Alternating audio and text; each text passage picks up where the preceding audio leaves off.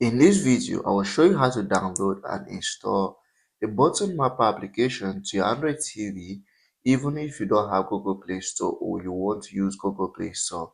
If you find the video helpful, like, subscribe, share for more important videos like this. So what we do in that case is go over to our browser. In this case, we're using my Google browser, but any browser is going to work as long as your TV is an Android TV.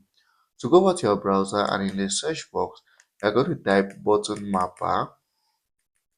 So type in button mapper, and as you can see, here's the application here.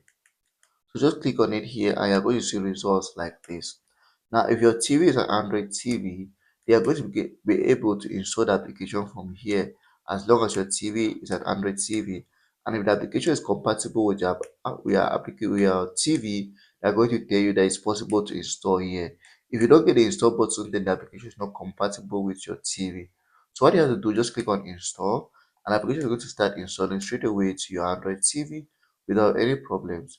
Now, if for some reason that first option doesn't work, they can try third-party sites like this one or this one down here. I usually use this third one here, this up to down, to get the application, and most of the times it works.